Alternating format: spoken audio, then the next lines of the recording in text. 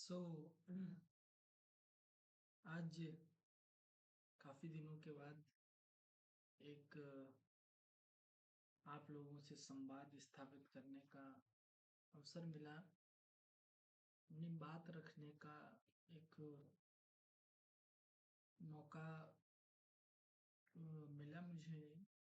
जैसे कि बात रखने के लिए क्योंकि पूरा दिन पूरा रात इतना काम, पढ़ाई भी है और उसके साथ कुछ अन्य चीज़ें भी हैं, जॉब भी है। उन सभी को एक साथ मैनेज करते हुए एक डिस्कशन वीडियो, एक अपनी बात रखने के लिए एक जो अ, समय का जो अभाव रहा, उसके कारण लंबी अवधि तक मैं कोई वीडियो नहीं बना पाया। और उसका कारण यही रहा कि समयाभाव के चलते आज टॉपिक मैंने जो डिसाइड किया है, जो मैं सोचता हूँ बात करने के लिए, कि आज के समय में जिस पे ऑल ओवर वर्ल्ड जो है पूरा हर प्रकार की इंडस्ट्री, हर सेक्टर आज जिस कंसर्न को लेकर आज चिंतित है। कुछ लोगों में चिंता है, कुछ लोगों में इसके लिए एक आत्मविश्वास, एक आगे का जो उसका जो फ्यूचर जो देख रहे हैं लोग, उसका भी एक पहलू है। शायद आप समझ रहे होंगे मैं किस पे बात कर रहा हूँ। कृत्रिम बुद्धिमत्ता यानी आर्टिफिशियल इंटेलिजेंस, एआई का बढ़ता प्रयोग जो है, क्या हमारे लिए चिंता का विषय है, या हमारे लिए अच्छा है, या हमें उसको कैसे हैंडल करना है, उसके साथ कैसे एडजस्टमेंट बिठाना है। क्योंकि मनुष्य आखिरकार मनुष्य है, उसकी जगह कोई मशीन जिसको खुद मनुष्य ने बनाया हो लेना थोड़ा मुश्किल प्रतीत होता है। क्योंकि अ, जब बात भावनाओं की आती है तो बात हम इमोशनल इंटेलिजेंस की करते हैं, ना कि आर्टिफिशियल इंटेलिजेंस की। आर्टिफिशियल मतलब आर्टिफिशियल है वो। तो इसी क्रम में मैंने आज एक छोटी 1 घंटा 13 मिनट की नेटफ्लिक्स पे अभी हाल ही में बहुचर्चित रही है, ऐसा कोई सिनेमा जो किसी खास मुद्दे को उठाता हो, वो लोगों के बीच में इतना व्यापक और इतना अपनी पैठ जो है वो नहीं बना पाता है। क्योंकि लोग आज के समय में 3 घंटे की मूवी में या 2 घंटे की मूवी में सब कुछ देखना चाहते हैं।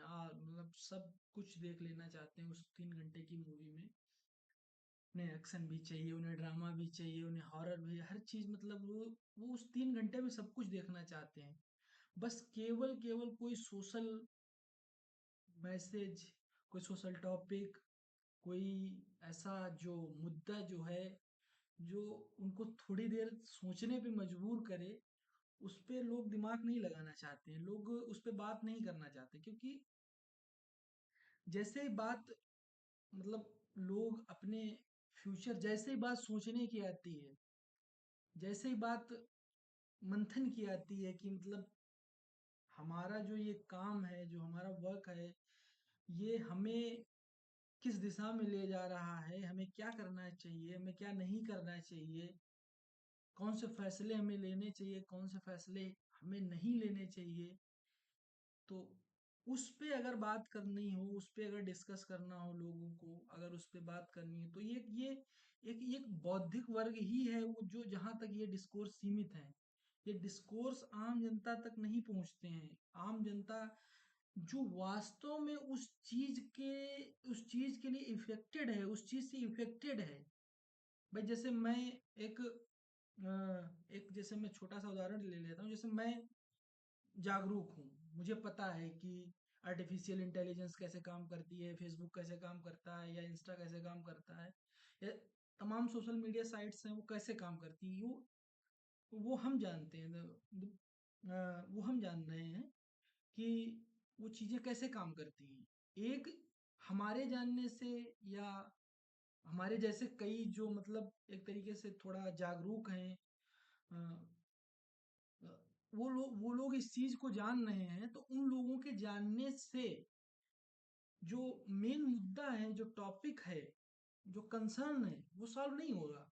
क्योंकि हम मेन टारगेटेड उपभोक्ता हम नहीं हैं।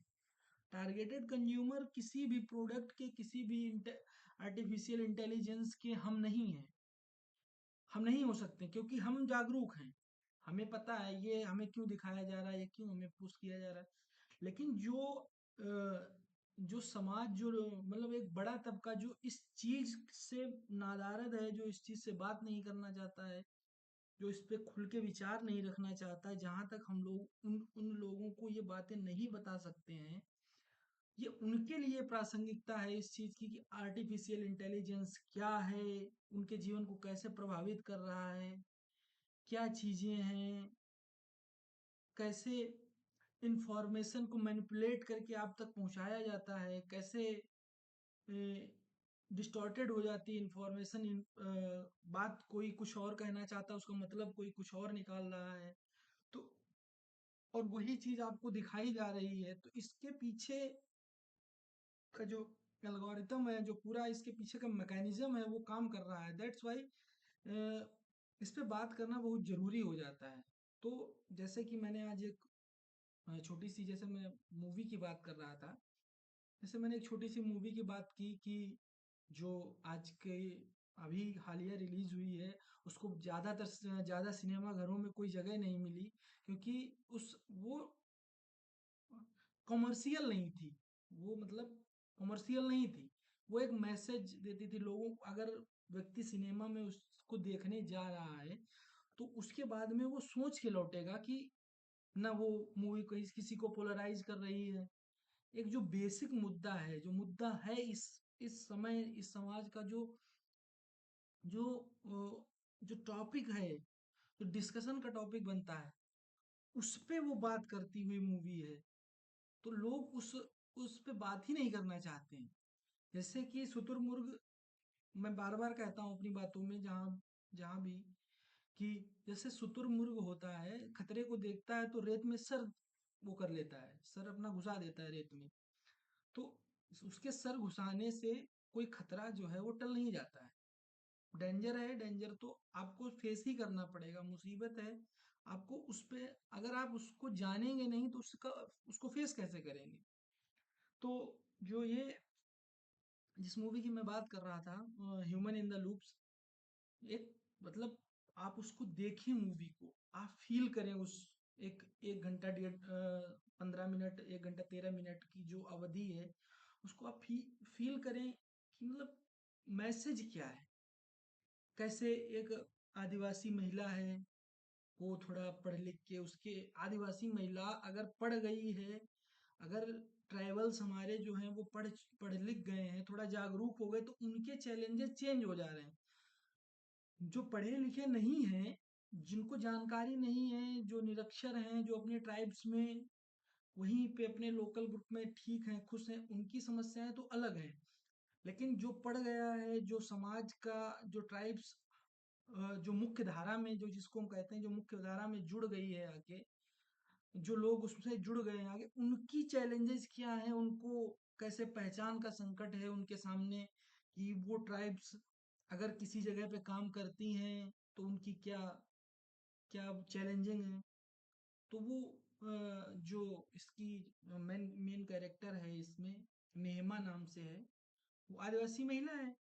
और उसको डाटा लेबलिंग का काम दिया गया मिलता है उसको। डाटा लेबलिंग मीन्स, जैसे कोई हमने ऑब्जेक्ट, जैसे ये फ्लास्क है, तो हमने अगर उस पे मैंने गूगल सर्च इंजन पे सर्च किया, या आर्टिफिशियल इंटेलिजेंस या चैट जीपीटी या परप्लेक्सिटी पे हमने उसको सर्च किया, तो देखा उसको इसको हमने लेबल किया कि ये एक फ्लास्क है, ये एक थर्मस है, ये एक फ्लास्क है, ये एक बॉटल है। तो वो लेबलिंग करती है चीज़ों की, लोगों की। जैसे जैसे मुझे लेबल करेगी तो मुझे मेरी जो एक्टिविटीज़ हैं, मेरे बोलने का ढंग जो है उसको मतलब ऑब्जर्व करती है, उसको लेवल करती है कि एक व्यक्ति जो है, जो उत्तर प्रदेश के इस इलाके से बिलोंग करता है या अवध क्षेत्र से बिलोंग करता है, वो कैसे बोलता है, उसकी भाषा कैसी होती है। तो ये एक लेवलिंग का काम हो गया है, वो उसको लेवल करती है। तो लेवलिंग में कुछ चीज़ें ऐसी होती हैं जिन जो क्लाइंट जो होता है, जो लेवल कराता है, जिसका एक कंपनी एक तरीके से होती है, तो उसका कहना होता है कि हमने आपको बताया, आप उसको लेवल कर दीजिए। जैसे कोई जैसे मान लो कि केंचुआ है, केंचुआ तो हमारे लिए, किसान के लिए तो अच्छा है ना, लेकिन हम अगर कीटनाशकों का प्रयोग करते हैं, अगर हम जहरीली दवाओं का प्रयोग करते हैं वहाँ पे, तो केंचुआ तो मर जाएगा ना। केंचुए से तो हमें हमें हानि तो होती नहीं है। तो इस कंसर्न को लेकर, जैसे एक उसमें दिखाया गया कि एक कीट होता है, एक कीड़ा होता है, वो पत्तियां, जो पत्तियां होती हैं पौधे की, जो सड़ जाती है पत्तियां, उनको खाता है, ताकि जो सड़ा हुआ भाग है वो पत्ती के दूसरे भाग को इन्फेक्ट ना करे। तो उसको लेवल कराते हैं वो इंसेक्ट, मतलब वो पेस्ट पेस्ट कराते हैं कि ये कीड़ा है, ये फसलों को हानि पहुंचाता है। लेकिन जो ट्राइब्स की महिला होती है, वो नीमा, वो जान रही होती है कि ये पत्तियों को नुकसान या पौधे को नुकसान नहीं पहुंचाता है। ये पौधे से नुकसान नहीं पहुंचाता है उसको, ये पौधे को सुरक्षा देता है, सड़ा हुआ भाग। अब हम क्या करते हैं, जैसे जैसे एग्जाम्पल के तौर पे, जैसे मेरे घर में भी किसान हैं, खेती करते हैं, हमने कीटनाशक का छिड़काव कर दिया। अब उस कीटनाशक में जो हमारे बुरे जो फसल पे दुष्प्रभाव डाल रहे हैं, वो तो 20% ही जा रहे हैं, लेकिन जो हमारे अच्छे, जो हमारी फसल को एक जरूरी होते हैं, वो भी 80% जा रहे हैं। तो इसके लिए कौन रिस्पॉन्सिबल है? इसके लिए हमारी लेवलिंग, उसके लिए हम क्या कर रहे हैं, या जो कीटनाशक इंडस्ट्री है वो क्या कर रही है, इस ये कंसर्न है। तो खैर, मुद्दे से ज़्यादा भटकते नहीं हैं, बात संक्षिप्त में करते हैं। एआई जो है, एआई लेबलिंग करता है। जैसे अभी हमने आपको प्रॉम्प्ट दिया, मैंने चैट जीपीटी को प्रॉम्प्ट दिया कि ये ऐसा ऐसा, तो वो तो उसको, उसमें उसकी गलती नहीं है भाई, वो तो मशीन है। मशीन अगर कोई वर्क कर रही है, कोई वर्क कर रही है, किसी मशीन, कोई मशीन कोई कार्य कर रही है, तो उस मशीन की गलती नहीं है, उसको ऑपरेट करने वाले की गलती है। उसके ऑपरेट करने वाले का क्या इंटेंशन है उसके लिए, वो इम्पोर्टेंट हो जाता है कि मतलब वो, उसका उद्देश्य क्या है। उसका उद्देश्य लाभ कमाना है, इंडस्ट्री का उद्देश्य लाभ कमाना है, कि, कि वो आदमी को हेल्प कर रहा है, वो किस तरीके से उस चीज को आपके सामने रख रहा है। जैसे कि जैसे कि एआई पे हमने कुछ सर्च किया, या हमने गूगल पे कुछ सर्च किया, उसको बायस नहीं होना है, उसको सही चीज बतानी है। आप अगर हार्ट में, अगर अगर आपके चेस्ट में पेन हो रहा है, तो गूगल आपको ऐसे चीजें बता देगा कि आपको हार्ट अटैक की वो चीज, उसके जो लक्षण है वो बता देगा। तो इस तरीके से जो इंफॉर्मेशन हमारे पास, जो मशीन हमें सूचना दे रही है, वो मशीन की गलती नहीं है, उसको हमने सिखाया गलत है। उसको हमने सिखाया गलत है, वो इसलिए वो गलत इन्फॉर्मेशन दे रही है। अगर हम उसको सही सिखाएंगे तो वो सही इन्फॉर्मेशन देगी, जाहिर सी बात है। तो आर्टिफिशियल इंटेलिजेंस हमारे लिए आज भी, आज के समय में भी, और जब भी हमारे तकनीकी बदलाव हुआ है, तो बहुत तेजी से तकनीकी बदलाव हुआ है समाज में। जैसे इंटरनेट आया उसके बाद से चीज़ें बहुत बहुत तेजी के साथ बदली हैं समाज में। तो हम उस चीज़ को स्वीकार करते हैं, कि हम एआई को स्वीकार करते हैं। एआई को हम ये नहीं कहते हैं कि एआई का यूज ही नहीं करना चाहिए, एआई को बिल्कुल हटा देना चाहिए। एआई, लेकिन एआई, भाई एआई तो मशीन है, उसके पीछे इंटेंशन बुरा है। अगर इंटेंशन बुरा है तो कोई भी मशीन हो, कोई भी मशीन हो, उससे गलत काम किया जा सकता है। कंप्यूटर बना, मोबाइल बना, और अन्य चीजें बनी, चाकू चाकू बनी, तो चाकू पहली बार, चाकू तो मांस काटने के लिए या सब्जी काटने के लिए बनी थी, ना कि किसी को मारने के लिए। तो ये तो उस यूज करने व्यक्ति के यूज करने जो व्यक्ति उसका उसका यूज कर रहा है, उस पर डिपेंड करता है कि वो उस चीज को कैसे यूज कर रहा है। या उस जो जो प्रोडक्शन है, जो इंडस्ट्री है, उसको किस उद्देश्य से बना रही है, ये इम्पोर्टेंट हो जाता है। तो एआई बुरा नहीं है। एआई को समाज में, एआई को सोसाइटी में अच्छी बात है। तकनीकी रूप से आगे बढ़ना चाहिए बच्चों को भी। जैसे हमारी अभी जो एजुकेशन पॉलिसी हुई है, अभी जो निर्णय लिया गया है, वो 3 साल कक्षा तीसरी से बच्चों को एआई की मतलब एआई को यूज करना सिखाया जाने लगा। अच्छी बात है, लेकिन बच्चे उस एआई को किस तरीके से यूज कर रहे हैं, एआई बच्चों के लिए अच्छा है या बुरा है, ये कौन डिसाइड करेगा? उस एआई को रेगुलेट कौन करेगा? उसके जो चैट बॉट्स हैं, उसको कौन रेगुलेट करेगा? उसकी जिम्मेदारी, अगर उस एआई से अगर किसी को अभी जैसे अमेरिका में कई केसेस ऐसे हुए, चैट जीपीटी, चैट बॉट्स ने बच्चों को गलत सलाह दी। बच्चों को गलत सलाह इस मायने में दी कि बच्चे वो सुसाइडल टेंडेंसी के बच्चे हो गए। वो अब चैट बॉट पे वो सर्च करने लगे कि सुसाइड करने के क्या क्या तरीके हो सकते हैं, क्या क्या वो हो सकते हैं।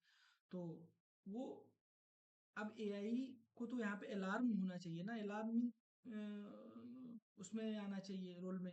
लेकिन वो अलार्मिंग रोल में ना आके वो उकसाने के रोल में आ गया है। उसको पुश कर रहा है कि ये तरीके हो सकते हैं, ये तरीके जैसे कुछ वहाँ पे बच्चों ने एआई चैट बॉट्स का सहारा लेके सुसाइड भी किया। तो उनके जो पेरेंट्स थे, उन्होंने एआई को कोर्ट में, एआई की जो उस चैट बॉट्स के जैसे चैट जीपीटी के या अन्य किसी के जो ओनर थे, जो उसके मालिक थे, उनको कोर्ट में ले जाया गया। तो उन्होंने कहा कि हम सुधार कर रहे हैं, हम सिखा रहे हैं। तो अब आप सुधार कर रहे हैं, आप सिखा रहे हैं, तो जिसका लॉस हो गया वो रिस्पॉन्सिबिलिटी किसकी है? उसके लिए जिम्मेदार कौन है? तो एआई, अब एआई को जैसे हम बच्चों में ला रहे हैं, बच्चों को सिखाना बहुत अच्छी बात है कि आज के समय में अगर बच्चे हमारे तकनीक से जुड़कर नहीं चलेंगे, तकनीक के साथ सामंजस्य से बिठा के नहीं चलेंगे, तो वास्तव में वो पिछड़ जाएंगे। उनको तकनीक का सहारा लेना चाहिए, लेकिन तकनीक एक सपोर्टिव रोल में होनी चाहिए। जो एक शिक्षा अ, हम प्राकृतिक रूप से हम मानव इमोटिव व्यक्ति दे सकता है, वो आर्टिफिशियल इंटेलिजेंस या रोबोट कभी नहीं दे सकता है उस चीज को। जैसे कि आर्टिफिशियल इंटेलिजेंस में क्या है, जैसे कोई बात है, जैसे मैंने कहा कि मुझे बहुत अच्छा लग रहा है, या तुमने ऐसा काम किया तो तुम्हें बहुत अच्छा महसूस होगा। महसूस जो है, वो जब तक महसूस करने की बात होगी, जब तक फील करने की बात होगी, तब तक एआई जो है वो पीछे रहेगा, व्यक्ति आगे रहेगा, मनुष्य आगे रहेगा। समाज जो है व्यक्ति प्रधान है। समाज में प्रकृति का रोल ज्यादा है। किसी मशीन और किसी आर्टिफिशियल इंटेलिजेंस या किसी ऐसी तकनीक के भरोसे हम अगर अपना पूरा जीवन, लोगों में अब उस चीज को फर्दर डिस्कशन उस पर किया जा सकता है। जैसे कि अ, आजकल के बच्चे जो हैं वो करियर एडवाइस, मतलब उन्हें अपने निर्णय लेने के लिए, मतलब चैट जीपीटी का सहारा लेना पड़ता है। अरे खुद तो निर्णय लो, कुछ तो अपनी बात, अपने दिमाग से कुछ सोचो। अब हमें कहाँ जाना चाहिए, कहाँ जाना चाहिए, जैसे हमें हमें हमने डिसाइड किया कि हमें केरला जाना चाहिए, केरला में हमें घूमना चाहिए। तो हम यहाँ पे एआई का सहारा ले सकते हैं, एक प्लान बनवा सकते हैं उससे कि केरला में कौन कौन सी जगह घूमने लायक हो सकती हैं, केरला में कौन कौन सी चीजें ऐसी हैं जो देखने लायक हो सकती हैं, जहाँ जहाँ पे हमें जाना चाहिए। लेकिन केरला हमें जाना चाहिए, अगर ये भी किसी ऐड के थ्रू या किसी आर्टिफिशियल इंस्टा पे ऐड आ रहा है कि आप घूमिए केरला, आपके पास वो चीज बार बार आ रही है, यूट्यूब पे भी उसका प्रचार आ रहा है, फिर आप प्लान कर रहे हैं कि हमें केरला जाना चाहिए, तो उस बिंदु पे आर्टिफिशियल इंटेलिजेंस हमारे निर्णयों को प्रभावित कर रहा है कि भाई अगर वो हमें बता रहा है कि केरला जाना चाहिए, तो ये तो हमारा डिस्क्रिप्शन है, हमारा अधिकार है कि हम केरला जाएं, कि महाराष्ट्र जाएं, कि तमिलनाडु जाएं। भाई आप अगर उस बार बार उस चीज को बार बार उस चीज को दिखा रहे हो, तो वो आपके निर्णय को प्रभावित करता है। तो एआई के संदर्भ में और जैसे बातें हैं, एआई कैसे हमारे व्यक्तिगत निर्णयों को, हमारी व्यक्तिगत जीवन को कैसे उसमें घुस गया है, एक तरीके से आप उसको कितना भी बाहर करें, कितना भी बाहर करें, वो घुसा हुआ है। और पहली ऐसी इंडस्ट्री है जो हमें हमें यूजर कहती है, मतलब हम लोग यूज हो रहे हैं, हम यूजर्स हैं। जैसे Facebook user, Instagram users, Twitter users या एक्स यूजर्स, तो हम जीमेल यूजर्स। तो हम उपभोक्ता होकर भी मतलब हमारा यूज किया जा रहा है, एज ए यूजर हैं हम उसका यूज नहीं कर रहे हैं, वो हमारा यूज कर रहा है, या वो इंडस्ट्री हमारा यूज कर रही है। तो बात जैसे अच्छी चीज़ है, सोशल मीडिया आई, सूचना का अ, एक रैपिड चेंज हुआ सोसाइटी में, लोगों में रिस्पॉन्सिबिलिटी जो है, प्रशासनिक दक्षता बढ़ी, सब कुछ अच्छा हुआ, बहुत चीज़ें अच्छी हुई, बहुत चीज़ें सरकार जो है उनके थ्रू जो है एक कदम आगे आपके पास आके चीज़ों को आपके तक पहुंचाने का प्रयास कर रही है सूचना क्रांति के माध्यम से, बहुत अच्छी बात है। सरकार, अब सरकार जैसे वेबसाइट सरकार ने बना दी, तो वेबसाइट का यूज भी तो करना आना चाहिए ना लोगों को, वेबसाइट का पता भी तो होना चाहिए। ट्विटर पे कितने आदमी हैं, एक्स पे कितने आदमी जो हैं वो गृह मंत्रालय की वेबसाइट पे जाके देख रहे हैं कि कौन सा एक्ट बन रहा है, क्यों बन रहा है, इस एक्ट में क्या है, कोई लोगों, भाई ये तो लोगों की जिम्मेदारी है ना। तो लोग अगर इस चीज को नहीं समझ रहे हैं कि ये आर्टिफिशियल इंटेलिजेंस हमारे निर्णयों को, हमारे जीवन को, हमारे डे टू डे लाइफ को प्रभावित कर रहा है, तो वो इस चीज को जागरूकता तो हमें बढ़ानी चाहिए। जैसे ये cinema human in the loops है, इसका तो प्रमोशन होना चाहिए था, हर जगह लगानी चाहिए थी। तो कुछ नहीं, उसको सेलेक्टिव शहर में जो मेट्रोपॉलिटन है, जिनमें कुछ चीज जो खुद जो ऑलरेडी जागरूक हैं, जो हर चीजों को समझ रहे हैं, उन्हीं के बीच में चीजों को रखना, तो ये तो मतलब किसी कोई तरीका नहीं हुआ ना भाई। उस चीज को जैसे है, जैसे मैं आगरा में रह रहा हूँ, या मैं जैसे हरदोई है हमारा जिला, या जैसे लखनऊ है, लखनऊ में या ऐसी जगहों पे उस चीज को बताना लोगों को कि उनके निर्णय जो हैं वो एआई से प्रभावित हो रहे हैं।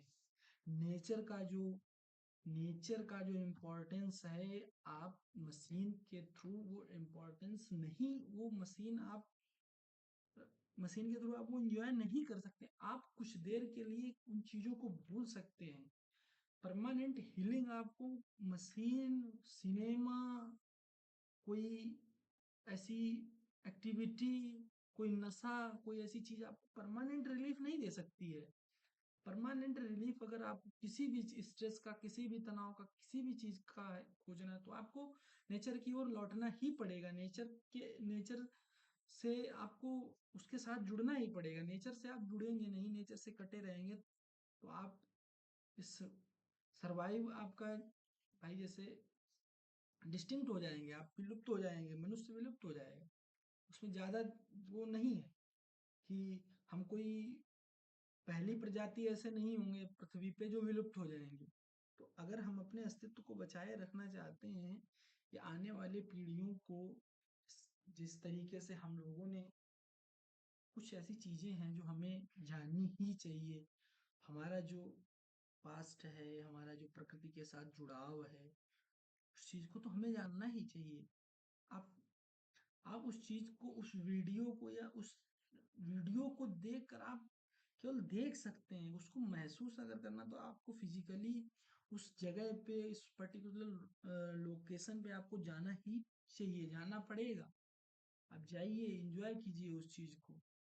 तो बात उस मूवी की थी, उस मूवी को आप देखिए दिल मतलब आप उस चीज को दिल से देखें कि वो क्या मैसेज देना चाहती है। आप मैं हर व्यक्ति को सजेस्ट करूंगा, आप उसको देखें थोड़ी देर। 1 घंटे की मूवी है। 1 घंटे तो दिन भर में 5 घंटे 6 घंटे लोग रील स्क्रॉल कर देते हैं, पूरा इंस्टाग्राम चलता ही रहता है, स्क्रॉलिंग स्क्रॉलिंग स्क्रॉलिंग, खत्म ही नहीं, एंडलेस लूप है, चलते रहो उसमें। तो वही human in the loop, loop में हम लोग फंस गए, लूप में फंसे हुए। इतनी जिस चीज की हमें जरूरत है वो भी हमें लेनी है, वो भी हमें दिखाई जा रही है। जिस चीज की हमें जरूरत नहीं है वो भी हमें दिखाई जा रही है। जैसे जिस कीड़े को मारने की जरूरत नहीं है, अगर हमें ये भी कीड़ा हानिकारक है, इस कीड़े को मारना चाहिए, तो हम उस कीड़े को मार देंगे। अगर हमें जानकारी नहीं है, अगर हमें जानकारी उस चीज़ की नहीं है तो हम उस चीज़ को मार देंगे। तो मतलब कुल मिला के बात इतनी है कि आर्टिफिशियल इंटेलिजेंस अच्छी चीज़ है, बहुत अच्छी चीज़ है, लोगों की दैनिक जीवन में बहुत आसानी आ रही है। लोग नई नई चीज़ें सीख रहे हैं, अफोर्डेबल प्राइस पे चीज़ें मिल जा रही हैं, लेकिन हमें तो इस चीज़ को देखना पड़ेगा ना कि ये कहाँ तक प्रासंगिक है। तो